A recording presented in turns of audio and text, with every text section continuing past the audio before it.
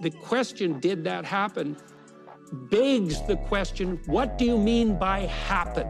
Debate, a hallmark of free speech, where opposing sides can find common ground through the exchange of language and eloquently articulated rhetoric. A bastion of truth, honesty, and a representation of righteousness coming out on top in the marketplace of ideas. If only that was the case in the lovely year of 2025. Mr. Borelli, with all due respect, you're such a fantastic moron, it's terrifying. Debate is a far cry from its aforementioned characteristics, and has been reduced to a blood sport of intellectual dishonesty where nearly everyone is in egregiously bad faith, no one could give a solitary fuck about learning anything, and ultimately the end goal is to win, of course by any means necessary. This idea has been personified by Jubilee for some time now, and in the wake of a new torrent of geopolitical and social issues, I believe that this conversation is more relevant than ever.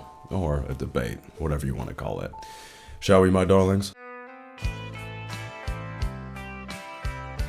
Jubilee's YouTube channel began to take off during the beginning of the pandemic, and primarily consisted of people discussing dating and relationship-related topics. When I first stumbled upon this content in 2020, I found it absolutely fascinating and incredibly enlightening, because arguably for the first time in the internet's history, we were able to witness Gen Z interact and engage with one another, where we could hear their perspective on the world and pervasive social issues. Now, keep in mind, although TikTok was becoming increasingly popular at the time, this is before people would rail a line of Adderall and hop in their car and film a video about their latest qualm about the world, look at the video, somehow not realize they belong in an insane asylum, then post it for the world to see. This is the era of Charli D'Amelio, E-Boys throwing it back, and Addison Rae, before she simultaneously became an it-girl diva and a Trump supporter.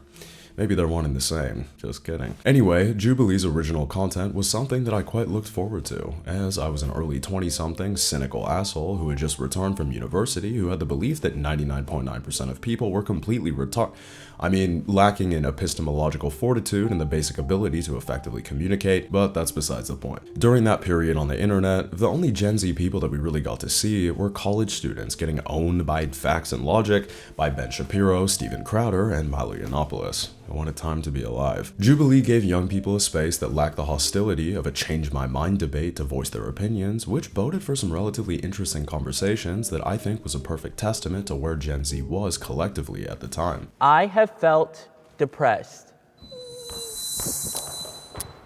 Come on, guys, come on. Unfortunately, last year, everything changed. Jubilee has had their middle ground segment since 2018, which was already one of the worst things to ever happen to the Western world, but in my mind, their demise, and of course another rung on the belt of the downfall of society, came with their Surrounded series that began in 2024. Like, this format has to be the most unproductive way to have conversations where people have oppositional ideas. 20 Trump supporters take on one progressive, one Christian who isn't even a Christian versus 20 atheists, one drag queen versus 10 million homophobes. You know what I'm trying to say. These premises are absolutely ridiculous and, most importantly, conducive to nothing but more division. But surely this can't be true. A platform that brings on people with diametrically opposed views with the ability to hash out their differences will surely lead to middle ground being reached, right? Wrong. I've mentioned this ad nauseum on the channel and will continue to do so. During the pandemic, everyone and their mother became a political pundit, and I mean everyone, especially all of us chronically online types. Unfortunately, when you drink that sorry excuse of a libation, it's almost impossible to evade the demon of radicalization or not fall into some conspiratorial hole of rabbits that preys on your already existing negative emotions and biases. In the modern era, if you are even remotely politically affiliated, which of course nearly everyone is, you're probably not attempting to have good faith and rational discussions with the other side. You're trying to obliterate the opposition, and when you're trying to accomplish such things, civility goes out the window entirely. When I see this behavior taking place, I find it immeasurably embarrassing and shameful. And whether it's the conservative side living out their dream of owning the libs in an almost Suits-esque moment vicariously through CharlieKirk debating college students. Got anything to say, Ross? No, just that the answer is wrong. The rules dictate that you must be precise, as the law is a precise endeavor. Or the left embarrassing CharlieKirk or any white conservative man for that matter in brat summer fashion. The being in the cell thought about, no, I'm speaking, no, I'm speaking, no, I'm speaking, no, I'm speaking, no, I'm speaking, no, I'm speaking, no, I'm speaking, no, I'm speaking, no, I'm speaking. Thank you. It's such a slay to either side, and it's like, no it isn't, you're all behaving like children. But that's what the socio-political landscape and debate sphere has become. And then of course we have JordanPeterson falling farther from grace faster than the cultural Marxist he built his career off of opposing. So do you believe in the all-knowing, all-powerful, all-good notion of God? What do you mean by believe? Well, you know, we have to question everything that means something. But how do you even define meaning? And what does meaning even have to do with the question? And you know, if you can define question, which is not particularly easy, what does that have to do with the validity of Marxism? Anyway, on top of so many of us becoming political pundits, the vast majority of us have also become insufferable debate bros about nearly every topic we discuss. Just go through any comment section on pretty much any YouTube video and literally the entirety of Reddit. Look, even I'm an insufferable debate bro. Well, a little less now than I once was. But here's the thing. I absolutely adore the idea of debate. And believe me, I've had some robust socio-political clashes in my day, to say the least, but I'll admit that way of life was and isn't the right way forward. I've lost relationships for better and for worse over honestly rather menial issues that probably never needed to be debated in the first place, but I was zealous, convicted, and emotionally invested in what I believed in, and fundamentally was on a mission to systematically dismantle the ideology of my enemies. This is horrendous behavior, my friends, and thankfully, I think at least, I've done a pretty decent job of venturing off that path. Anyway, outside of being extremely annoying to be around, existing in a perpetual debate bro state doesn't allow for friend groups with any diversity of thought. It slowly but surely will whittle away at your intelligence and vastly limit the scope of your rational thinking capability. Debate, especially in the modern era, is predicated on polarization, not nuance or intricacy within one's thinking. So if we still think that anyone is approaching these discussions in an attempt to reach common ground, we're living in a fantasy land.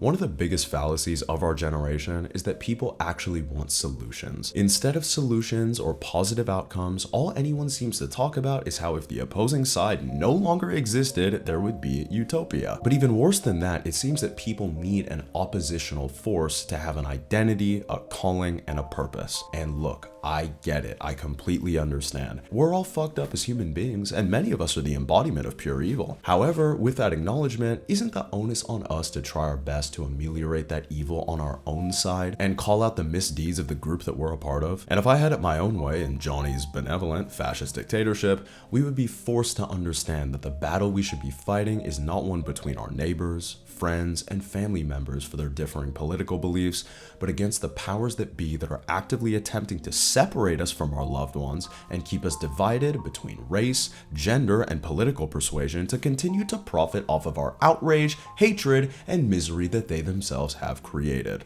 Who wants to join? Apropos my last point, when these discussions on Jubilee or anywhere else are being had, very few people are participating in good faith. No one is trying to solve a damn thing, instead they're just trying to win. Here's the thing.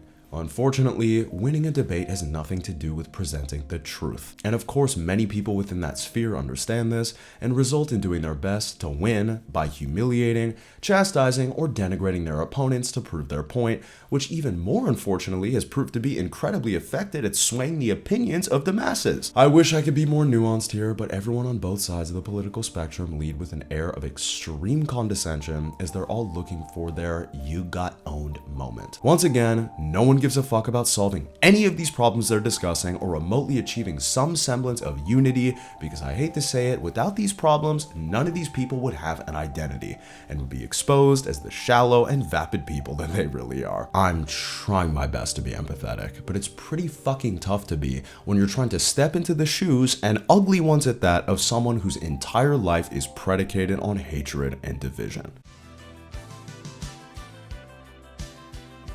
I'll keep this short, but the best part of old school Jubilee is that they actually had relatively normal people on. But in 2025, everyone that's on there is some sort of an aspiring influencer, wannabe guru, or a 2-bit political pundit. Guys, these people are not representative of the general populace. Surely the vast majority of the population won't buy into these extreme figures' belief systems and think these opinions are representative of America as a whole. Of course they will. Platforms like Jubilee are just the modern iteration of the news, promulgating fear, idiocy, and barely half of the story, and it all has our knickers in a twist. But what's new? On a more positive note, one person who engages in debate with the utmost intellectual honesty, who's willing to learn and unafraid to put his ego to the side, is Alex O'Connor. Even though I disagree with him quite ardently on many topics, I absolutely adore his conversations and am in total admiration of his genuine curiosity about the world, its people, and his own beliefs. He's truly a beacon of hope in the mess of this current world, and we all could learn a substantial amount from his behavior. To conclude, owning your opponent in the realm of debate is quite an enticing endeavor. However, when it comes to having conversations with your friends and family, winning should never be the goal, even if you believe that you're right or even morally correct within your argument. The only virtue that will bring us closer together in the debate sphere is empathy, and as difficult as that may be, it truly is the only way forward. And empathy doesn't mean agreeing with everything you hear for the sake of it,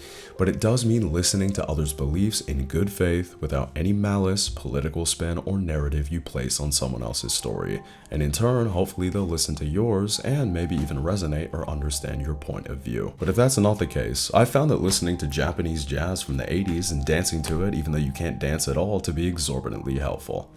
Good night, my darlings. Bye-bye.